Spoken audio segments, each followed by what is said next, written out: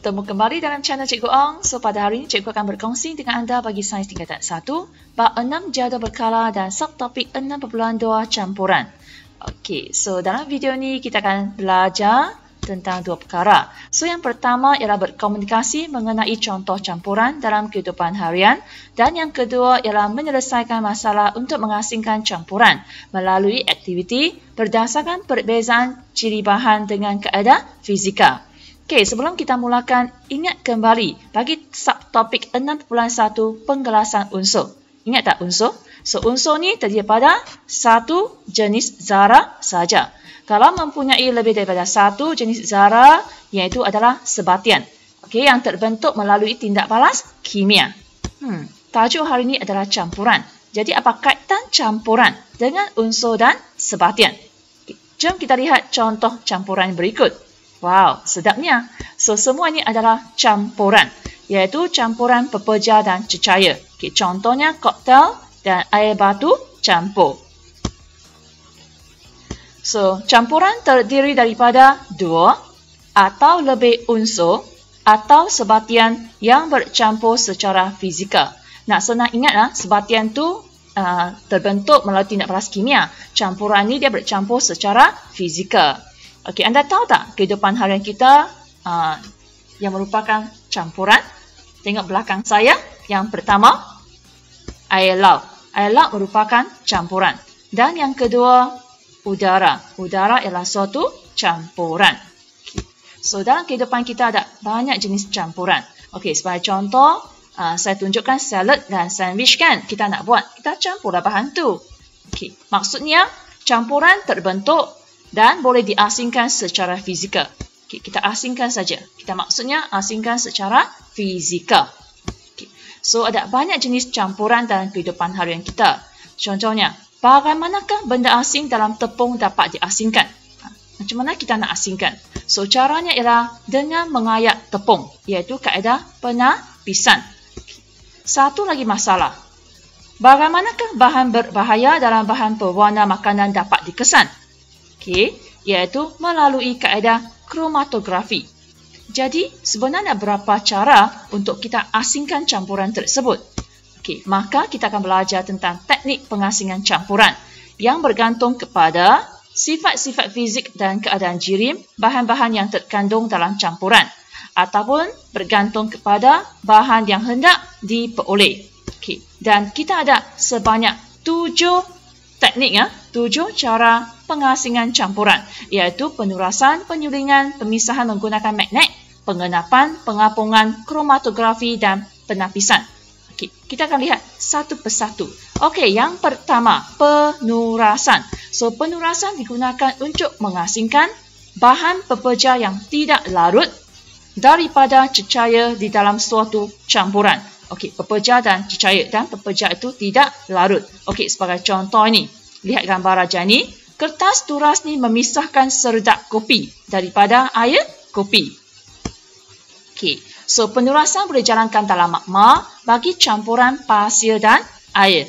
Okey, selepas kita curas, kita menggunakan kertas turas kan? Nampak raja itu?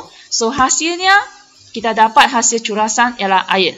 Manakala pasir itu akan menjadi baki curasan yang terdapat dalam kertas curas. Okey, susunannya adalah seperti berikut. Okey, dan sila tonton video cikgu yang bertajuk penurasan untuk anda memahami keseluruhan proses penurasan. Okey, so kita pergi kepada kaedah yang kedua, iaitu penyulingan. Penyulingan digunakan untuk mengasingkan campuran cecair dan cecair yang telah bercampur. So, cecair itu larut bersama tau. So, kita nak asingkan cecair itu dengan satu syarat, iaitu mempunyai takat didih yang berbeza.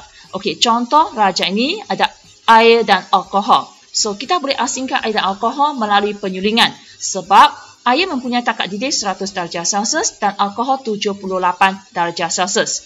Okey, susunan radasnya di magma seperti ini. Dan cikgu minta anda tonton video cikgu bertajuk penyulingan supaya anda boleh lihat susunan radas itu dan juga cara macam mana kita nak jalankan sehingga dapat hasil alkohol. Okey, so penyulingan juga boleh jalankan untuk mendapatkan apa? Minyak wangi. Sebagai contoh, kelopak bunga ros yang dididihkan dengan air. Okey, selepas tu wap tu akan naik, lepas tu melalui kondenser dikondensasikan. Okey, dan akhirnya akan dapat minyak wangi bunga ros.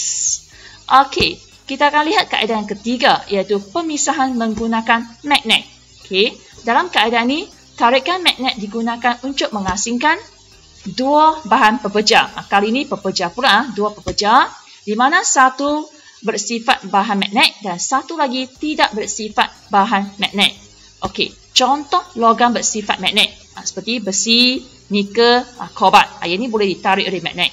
Contoh logam tidak bersifat magnet seperti emas, gangsa, aluminium. Ini logam tapi tidak bersifat magnet. Okey, jom cikgu berikan dua situasi. Okey, dan awak cuba teka yang mana satu dicari oleh magnet. Iaitu yang pertama campuran klip kertas besi dan serpihan kaca, dan yang kedua ialah campuran pasir dan paku besi. Jadi, yang manakah tertarik pada magnet? Saya pasti anda tahu jawapannya. Okey, yang pertama ialah klip kertas besi dan yang kedua ialah paku besi. Okey. So, dalam makma, kaedah ini boleh jalankan seperti raja ini. Bagi campuran serbuk besi dan serbuk sulfur. Masih ingat warna serbuk besi? Okey, serbuk besi pepeja berwarna kelabu. Sulfur itu berwarna kuning. Okey, so campur bersama. Jadi macam kita nak asingkan, kita menggunakan kaedah pemisahan menggunakan magnet. Jadi serbuk besi itu akan tertarik pada magnet. Sebabnya besi ialah logam dan sulfur bukan logam. Okey, dan kaedah ini juga digunakan dalam situasi yang lain yang lebih besar. Contohnya, pertama, kebanyakan industri makanan menggunakan pemisah magnet untuk memastikan zarah besi tidak bercampur secara tidak sengaja dalam produk makanan. Okey, yang kedua, magnet yang sangat kuat digunakan untuk mengasingkan besi dan kalori daripada bahan buangan yang lain. Okey, dah selesai, kita akan teruskan kepada kaedah yang keempat, iaitu pengenapan. Pengenapan digunakan untuk mengasingkan campuran cecair dan bahan pepeja yang tidak larut dalam cecair itu. Bahan pepeja itu tidak larut dan dia akan terenak di dasar. Okay, sebagai contoh, lihat raja saya, ada air dengan pasir. Bila kita campur air dan pasir, kita akan dapati air itu berada di atas, manakala pasir itu terenak. Okey, kenapa pasir terenak? Sebab yang pertama, pasir tidak larut dalam air. Dan sebab yang kedua, pasir mempunyai ketumpatan yang lebih tinggi daripada air. Okey, sebagai contoh, dalam makma sains kita boleh jalankan seperti ini. Menggunakan bika, okey, dan kita akan gunakan rok kaca. Dan lepas tu kita akan tuang, yang ini kita boleh buat untuk air yang berkelodak. Dan hasilnya kita akan dapati pasir akan terenak di dasar bika tu. Jadi air yang jernih akan keluar. Air yang jernih itu akan melalui rok kaca sampai ke bika itu. Jadi kelodak dan air ini dapat dipisahkan secara fizikal. Di rumah cikgu tak ada bika dan tak ada rok kaca. So kita cuba jalankan ini. Okey, kita lihat yang pertama. Sebenarnya yang ini merupakan campuran tanah tau. Dengan pasir tu dengan air. So sekarang saya sedang kacau dan kita akan tunggu. Okey, tunggu bagi dia mendak. Okey, dan anda akan dapati seperti ini. Okey, dalam gelas ini. Nampak tak bawah tu? Dan sekarang kita nak keluarkan air jernih tu. So caranya ialah tuang secara perlahan-lahan. Okey, nampak atas tu kan? Okey, kita akan tuang secara perlahan-lahan melalui rok kaca. Tapi saya tak ada rok kaca. So saya gunalah satu stick. Satu rok tu adalah daripada sate. Stick sate. So, saya akan tuangkan perlahan-lahan. Okey, supaya nampak kan? Air jernih itu akan keluar. Okey, so sekarang saya percepatkan proses tu sampai ke sini. Nampak? So, air tu dah banyak. Kita tuang perlahan-lahan. Dan akhirnya, nampak air tu, tanah tu dah dapat terenak. So, sekarang kita dah asingkan tanah itu dengan air. So, ini adalah kaedah pengenapan. Okey? So, saya teruskan lagi dengan kaedah yang kelima, iaitu pengapungan. Apung. Okay. So, pengapungan ini digunakan untuk mengasingkan bahan yang tidak larut dan terapung di atas permukaan air. Dia mesti tak larut dan dia terapung. Sebagai contoh dan rajani sebenarnya yang dimasukkan adalah minyak. Okay. Sudah pasti anda tahu minyak itu akan terapung. Okay, dah belajar kan bab 1. So, minyak akan terapung sebab minyak mempunyai ketumpatan yang lebih rendah daripada air. So, dalam makmal sains kita akan jalankan eksperimen ni melalui penggunaan corong pemisah. Nah, ini corong pemisah. Okay, corong pemisah ni dia akan memisahkan minyak dengan air. Lepas tu nampak tak warna biru ni yang merupakan piri. Bila dibuka, so air yang jernih akan keluar. Dia akan keluar dan kita boleh kumpulkan air itu dalam sebuah beaker. Ini adalah corong pemisah. Maka minyak terapung kerana minyak kurang tumpat. So kesimpulan di sini ialah minyak dan air dapat dipisahkan secara fizikal. Okey? Okey, kita teruskan dengan keadaan ke-6 iaitu kromatografi. Dalam keadaan yang kita belajar sebelum ini, sebagai contoh penurasan dan penyulingan. Ayat ini, kalau anda nak pisahkan dia, memerlukan campuran yang banyak. Okay. So, kromatografi ini digunakan untuk mengasingkan campuran yang sedikit. Sedikit campuran tu, tapi kita boleh asingkan dia. Itu maksudnya kromatografi. Okay. Dalam rajaan atas ini, yang ini jalankan di makmal sains. Okay, menggunakan kertas turas. Okay, lepas tu air suling dengan lidi kan. Okay. Dan cikgu cuba jalankan di rumah seperti ini. Rumah cikgu tak ada kertas turas. Jadi saya gantikannya dengan kertas tisu. Okay. So kertas tisu, lepas tu saya gunakan yang stick tu. Lidi tu saya gantikan dengan stick sate. Lepas tu yang ni magic pen. Lepas tu kita akan guna selotip. Okay, guna gunting. Okay. Dan sekarang kertas tisu tu saya dah gunting tau, ikut saiz tu. Supaya nak masukkan ke dalam bekas tu yang telah diisikan dengan air. Dan bahagian bawah tu, anda perhatikan saya dah lukiskan satu garisan. Okay. Sebab tempat tu nak tandakan color tu, warna.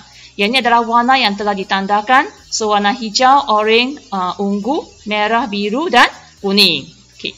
Dan setelah saya masukkan stick itu untuk gantungkan. Jadi saya akan masukkan perlahan-lahan dalam bekas yang berisi air dan pastikan hanya bahagian bawah saja yang kena air. Okey, supaya jangan kena, air tak boleh kena garisan tu. Okey, nampak kan? So air itu akan naik, so warna tu akan dicari ke atas. Ini untuk warna kuning, biru dan merah. Okey, sekarang saya masukkan satu lagi untuk warna ungu, oranye dan hijau. Caranya sama, masuk ke dalam hanya bahagian bawah sahaja yang kena air. Lepas tu perhatikan, so air itu akan naik. Okay. Dan kita biarkan seketika untuk melihat warna-warna yang terhasil. Okay. So, anda akan nampak warna tu, ini yang tadi punya. Yang pertama ialah untuk warna ungu. Nampak kan? Dia macam selain ungu ada warna biru dan mungkin sedikit merah. Yang tengah tu sepatutnya adalah warna oranye. Boleh nampak selain oranye, nampak lagi kuning dan sedikit merah. Yang hujung adalah hijau.